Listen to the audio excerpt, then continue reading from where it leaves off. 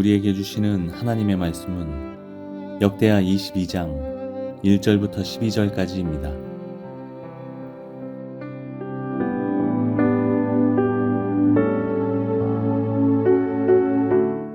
예루살렘 사람들이 여호람의 막내 아들 아하시야를 왕으로 삼아 왕위를 잇게 하였다.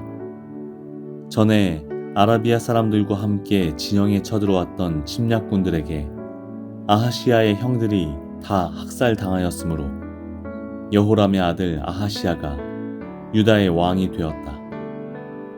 아하시야가 왕이 되었을 때 그는 22살이었다. 그는 예루살렘에서 한 해밖에 다스리지 못하였다. 그의 어머니 아달랴는 오므리의 손녀이다. 아하시야 역시 아합 가문의 길을 따라가지 않을 수 없었다. 그의 어머니가 그를 꾀어 악을 행하게 하였기 때문이다.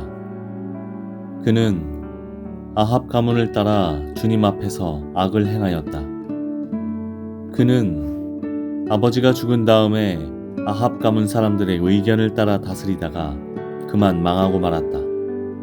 그는 아합 가문 사람들의 의견을 따라 이스라엘의 아합의 아들 요랍 왕과 함께 시리아의 하사엘 왕을 맞아 싸우려고 길르앗의 라못으로 올라갔다.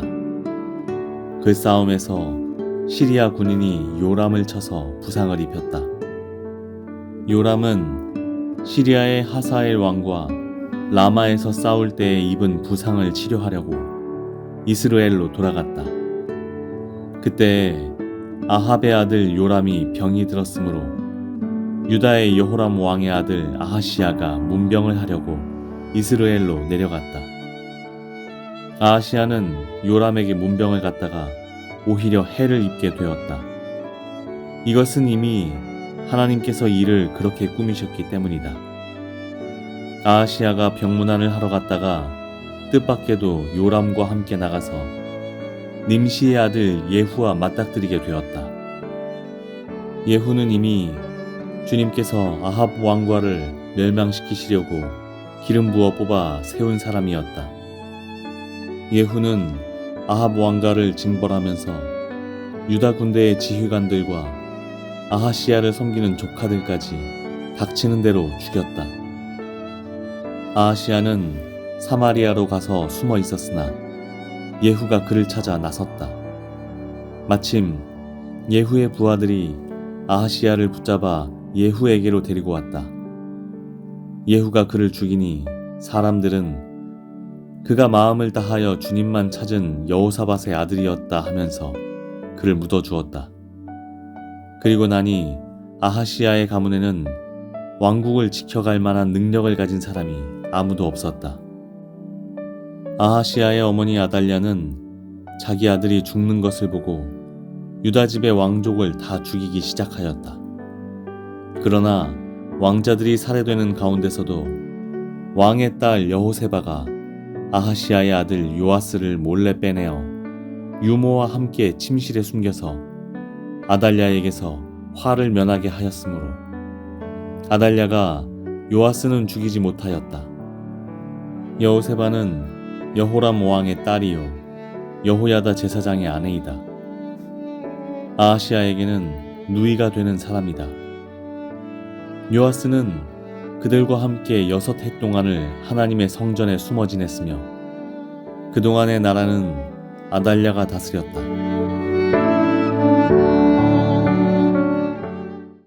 오늘 본문은 남유다 아하시야 왕에 대한 이야기입니다. 아하시야는 22살의 왕위에 올라 겨우 1년만 나라를 다스렸습니다. 게다가 그의 어머니는 오므리의 손녀로 북이스라엘 아합 왕조와 연결돼 있었죠. 그러고 보면 아하시야 왕은 시간적으로나 환경적으로 매우 불우했다고 볼 수 있겠습니다. 그리고 특별히 오늘 말씀을 보면서 두 구절에 눈길이 갔는데요. 하나는 3절에 있는 아하시야 왕에 대한 성경의 평가입니다. 아하시야 역시 아합 가문의 길을 따라가지 않을 수 없었다. 그의 어머니가 그를 꾀어 악을 행하게 하였기 때문이다. 저는 이 말씀이 참 인상적이었습니다. 그것은 성경이 아하시야를 평가하면서 그가 아합 가문의 길을 따라갈 수밖에 없었다고 말한 겁니다. 어쩔 수 없는 부분이 있었다. 그리 평가하고 있다는 거예요. 어쩌면 22살이라는 너무 어린 나이를 감안했을까요? 너무 짧은 시간 왕위에 올랐기 때문에 개혁할 여지가 없어서일까요? 어머니가 너무 강성이어서 자기 뜻대로 할 수 없는 상황이었을까요? 아무튼 분명한 건 하나님께서 그 왕의 상황에 대해 정상 참작하셨다는 겁니다. 그만큼 가문이 중요하고 가정과 환경이 중요하다는 거죠. 여러분 정말 그렇습니다. 환경이 중요하고 가문이 중요합니다. 내가 어떤 믿음의 가정에서 자랐는가, 내가 어떤 교회에서 신앙생활을 시작했는가, 그런 것들이 다 중요합니다. 그게 우리 믿음에 큰 영향을 주기 때문입니다. 물론 환경을 돌파하는 믿음이 있습니다. 개천에서 용이 납니다. 하지만 그건 아주 특수한 환경입니다. 일반적이지는 않아요. 그리고 주님도 지금 환경에 대해 언급을 하셨습니다. 그래 아하시야를 좀 봐주셨어요. 그러면 우리도 환경에 대해서 신경을 많이 써야 합니다. 그 환경, 그 상황, 그 가정, 그 교회에 얽매여 사는 이들이 적지 않기 때문입니다. 저는 그런 부분에서 하나님께 참 감사를 드립니다. 제가 살아온 모든 것이 하나님의 은혜라 고백할 수밖에 없습니다. 정말로 그렇죠. 저는 목사 아들로 자랐는데 그것도 일반 목사가 아니라 제가 존경할 수 있는 정말 좋은 목사 아들로 자랐습니다. 그래서 좋은 것들을 많이 보고 자랄 수 있었죠. 주변에 또 믿음이 좋은 분들도 많이 계셨습니다. 지금까지 그 덕을 톡톡히 보고 있으니까요. 그러고 보면 저는 하나님의 은혜를 누구보다 많이 받은 사람입니다. 내가 잘났다고 감히 말할 수 없기도 해요. 그래서 엊그제도 홀로 기도하면서 하나님께 이런 말씀을 드렸습니다. 하나님, 제가 참 부족하지만은 그래도 평생에 하나님 앞에 큰 실수는 하지 않는 사람 되게 해주십시오. 가령 지금 내가 누리는 이 모든 은혜를 내 덕이다 그렇게 교만하게 말하지 않게 해주셔서 은혜를 은혜로 알며 평생 살게 해주십시오. 저는 정말 제 능력보다 큰 믿음의 환경과 축복을 만난 사람입니다. 전적인 하나님의 은혜예요. 그렇기 때문에 저 같은 사람은 결단해야 하는 게 있습니다. 하나님의 은혜를 깊이 경험한 사람으로서 많이 누렸으니 더 좋은 환경을 제공해야 할 책무와 의무가 있다는 겁니다.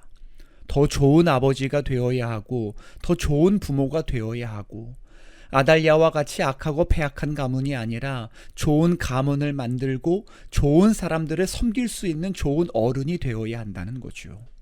또 우리 교회를 좋은 교회로 만들어서 우리의 다음 세대가 우리를 보면서 좋은 걸 많이 보고 누릴 수 있게 해야 하는 겁니다. 그런 다짐을 해요. 좋은 환경과 좋은 가정과 좋은 교회를 만들어가야 할 책임이 저와 우리 모두에게 있다는 겁니다. 여러분, 우리가 이 점을 기억하면 좋겠습니다. 좋은 환경에 놓여 있다면 감사할 일입니다. 하지만 좋은 환경이 아니라면 우리가 만들어가야 합니다. 불쌍한 아하시야 왕과 같은 상황이 아니라 솔로몬과 같이 좋은 어른 다윗을 만나서 믿음으로 왕위를 시작하는 그런 환경을 우리가 만들어가야 한다는 겁니다. 이 점을 잘 기억하면서 그것이 우리의 의무가 된다면 이 교회를, 이 가정을, 이 공동체를 잘 세우기를 다짐하고 그것을 책무와 의무로 아는 우리 모두가 되기를 바랍니다. 그런가 하면 또 하나 눈길 가는 구절이 바로 12절입니다. 요아스는 그들과 함께 6해 동안 하나님의 성전에 숨어 지냈으며 그동안의 나라는 아달랴가 다스렸다. 아하시야 왕이 죽은 다음에 그의 어머니 아달랴가 반란을 일으킵니다. 유다 집의 왕족들을 다 죽이기 시작했지요. 그런데 그때 왕의 딸인 여호세바의 도움으로 요아스 왕자만 삽니다. 하는 수 없이 하나님의 성전에서 6해를 숨어 지냈죠. 그러고 보면 이 모든 일은 요아스가 원치 않는 일이었습니다. 불행이었습니다. 원치 않게 도망자 신세가 됐고 원치 않게 숨어야 했고 원치 않게 여호야다 제사장과 함께 있어야 되니까요. 근데 그게 하나님의 역사로 보니까 불행이 아니라 도리어 축복이고 감사이더라는 겁니다. 다른 측면에서 보면 그런 반란과 도망자 신세였기 때문에 아합 가문의 길을 따르지 않게 되었습니다. 그 도망자 때문에 훌륭한 여호야다 제사장 밑에서 사사를 받을 수 있었습니다. 더불어 하나님의 성전에서 6해나 지내면서 신앙교육 받고 예배드리며 하나님의 사람으로 서는 훈련도 받게 된 거죠. 그게 요아스가 왕위의 처음을 아름답게 시작하게 되었던 이유이기도 합니다. 그러니까 나에게 찾아온 고난이 도리어 하나님의 축복이고 은혜였다는 말입니다. 변장하고 찾아온 축복이다. 그 말이 맞아요. 그러고 보면 우리의 삶도 그렇지 않겠습니까? 내가 서 있는 길이 지금 내가 원하는 거 아니라고 해도 그게 하나님의 은혜고 축복이라고요. 주님이 우리를 사랑하셔서 그 길로 모르셨다는 말입니다. 그 훈련, 그 고난, 그 내가 싫어하는 사람, 그 장소, 그 이상한 방법, 그 모든 것이 하나님의 은혜고 축복이라는 거죠. 그걸 깨달을 때 우리가 영안이 열렸다고 표현합니다. 여러분, 그렇습니다. 바라기는 오늘 말씀을 듣는 우리 모두에게 하나님의 은혜로 영안이 열리기를 바랍니다.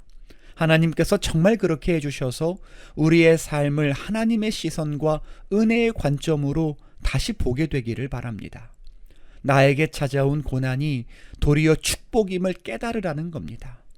오늘도 이 말씀을 통해 그런 은혜와 축복을 경험하며 영적인 시선을 가지고 사는 저와 여러분 다 되실 수 있기를 주님의 이름으로 축복합니다. 기도하겠습니다. 하나님, 은혜를 은혜로 아는 우리 모두가 되게 해 주십시오. 그리고 하나님의 은혜를 기억하며 우리의 주변을 더 아름다운 신앙의 공동체로, 아름다운 교회, 믿음의 가정으로 만들어가게 해 주십시오. 더불어 우리에게 찾아온 어려움과 고난을 신앙의 눈으로 재해석해서 그것이 변장하고 찾아온 축복임을 알게 해 주십시오. 그래서 늘 그 은혜 가지고 하나님께 영광과 찬양 올려드리며 기쁨과 감사로 살게 해 주십시오. 예수님의 이름으로 기도합니다. 아멘.